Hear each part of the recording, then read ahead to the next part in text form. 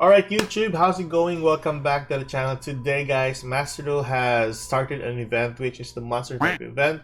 So what this event is, we are going to be using only Fiend and Fairies for this event. So typically you can either compose a deck that is mainly on Fiends or mainly on Fairies or even both under one deck. So I have 5 decks for you that you can use for this event. So let's get into the deck profiles. So first deck that I'm going to talk about today is the Unchained Archetype. So mainly the monsters are all Fiends, so this is going to be really good for the event as well. And majority of the cards that you'll have here won't be disrupted by any negations like Ash Blossom, Axie, or whatsoever. So you'll mainly have a possible OTK in this arsenal. So what we have here is 3 copies of each of the twins. You have 1 Kaiju monster, which is also a Fiend monster that is really significant. 1 copy of the Soul Disaster, and the 2 copies of Abominable Unchained Soul.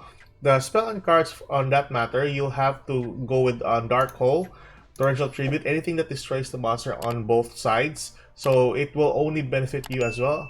And of course, summons a ton of monsters to your side of the field. And it can even go for an OTK, like I said earlier. So these are the cards right here. I'll have the deck list below if you want to check that one out. Extra deck wise, you have only 2 copies of Exe monsters, which is the Stone King Darius. So the benefit of this Exe monster is this won't be destroyed by battle. Instead, your opponent's monster will be destroyed and then you burn them for 500 to their life points.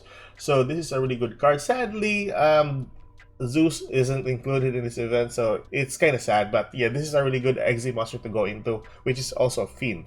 For your Link monsters, you max out all of the Unchained monsters as well, especially for the Unchained Abomination. But if you have only 1 or 2 copies, it doesn't really matter, go for 1 copy at max. The best thing about the Unchained Archetype is they mainly have only 1 UR, which is their boss monster. So if you have 1 copy of this, much better. So that's it. Let's go towards the second deck. So for the second deck, we have Dark Lords. So this is really one of my favorite decks when I started coming back to Yu-Gi-Oh! So this is the first deck that I've used, and typically this is really close to my heart. All the Dark Lord monsters are fairy monsters, which is a perfect good archetype for this event as well. The thing I had a problem before with the deck is a tendency to brick. But as long as you have the right cards to go into at this point on, it is going to be hard to break on whatsoever. I tried drawing it for a couple of times for a starting hand. You'll basically have a good starting card to draw into, so it's not going to be a problem for you as well. So yeah. The reason why I'm gonna put the Despia Quartus and the Masquerade Blazing Dragon, because we have 1 copy of Ad Libitum, which is also a fairy. So if ever your the first Dark Lord will be banished, you can just use the effect of Ad Libitum to go into another monster for whatsoever. You can just resummon this monster from the graveyard by the use of the first Dark Lord, if ever that's the case. So that is a really good deck to go into. Also, I'll be using Dark Ruler no more for this deck because you have Effect Veiler, you have Ash Blossom, you have Maxi Forbidden in this event, so might as well gonna use it during your turn and just wipe the board out. But if you are scarce on UR and you don't have a copy of Dark Ruler no more, you can go for Forbidden Chalice or just basically the staple cards, which is Imperm, or you can go directly for Evenly Match, which is an SR trap card that you can add for the deck. So if ever you're scarce on UR or even the Dark Ruler no more card, go for Evenly Match. So that is Dark Lords for you. Let's go towards the third deck. So the next deck that we're going to talk about is the Despia Dark Lords. Now I could have gone with the Despia deck only, but so far having this on having this paired with the Dark Lords gives it a little bit more spice to the deck.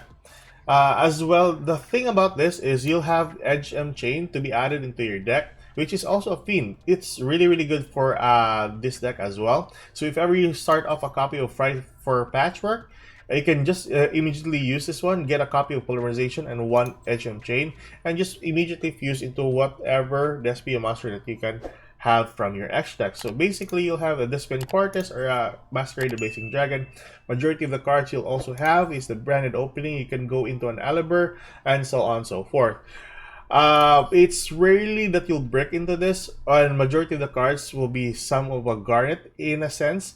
But that's the purpose of having like some of the Dark Lord cards that you'll see here. So out of 20 starting hands that I managed to test the deck out, you basically have like one garnet out of those two. So that is still an insanely good ratio right there. So that is Dark Lord Despia. Let's move towards the fourth deck. So we have here, guys, the fourth deck, which is Agents. So the first thing that I want to point out with this deck is this is composed with Herald and Agents for an archetype. You basically have one level 10 synchro monster that you can go into. There are a ton of link monsters that you can go into for some plays as well, which is not that bad for this deck. Problem is there are no good targets for a link monsters, which are fairies or even fiends, that you can pair up with the Agents as well. But so far so good. This looks a little bit promising if ever you can use the Agent deck. But if ever you want me to recommend on another extra deck monster that would benefit the Agent deck, please comment down below in the comment section. If you don't have an Agent deck, it's really hard to go with this deck as well, because majority of the monsters you'll have is on the extra deck, which are URs. The only URs for your main deck is typically the Diviner of the Herald. We won't be including the Call by the Grave because that is basically a staple right there, and Imperm, so that those are two staples. And also Dark Pillar No More. You can remove Dark Pillar No More and just add possibly a Forbidden Chalice if ever that's the case. Yeah, that is the Agent deck for you guys, and like I said earlier, deck list is in the comment section below. And lastly, for our final deck, guys, we have Weather Painter. So the deck revolves around monsters banishing. Key thing to take note about this deck is you'll be using your extra deck to your Moonbow and your Rainbow monster as your boss monster. You can go with 3 copies of each, but I think that would be more expensive for this deck if ever you go on 3-on-3 with the Rainbow and the Moonbow. But majority of your monsters in the main deck are SR, so I think that would be beneficial for you. So Skill Drain is not included for this deck. You have Maxi, Ash Blossom not included as well. But I think this deck is still promising for the event, having or being fairy types and all. So might as well gonna use it. Extra deck wise, there's not much that you can revolve into. The most significant ones are basically your Rainbow and your Moonbow for your boss monsters. Other monsters, you can use them as fodders for even for your prosperity. So that's one thing that you can do for the extra deck. So that's really good. Front row removals and back row removals for Harpies and Regeki. I'm not too keen on going for Lightning Storm, of course, because Lightning Storm needs no face-up card to activate. So don't go into that. Go for Regeki or Harpies or Duster. So that is basically your 5 decks for the event. I would go back to the Agents. I'm not really too keen on recommending the Agent deck for that matter. You can go with the Labyrinth though. I mean, it's already in the Loner deck. It states there that it is a Fiend deck, so you can go for that. So majority of the cards as I've seen here for the Labyrinth deck are all here basically, and you have Torrential, you have your Compulsory, so you have basically all of the materials needed for a Labyrinth deck. Pretty sure people are going to use Labyrinth in most of their games. That is it for today, guys. Those were the 5 decks for this event. Tell me your thoughts in the comment section below, and like I said earlier, deck list is in the comment section below.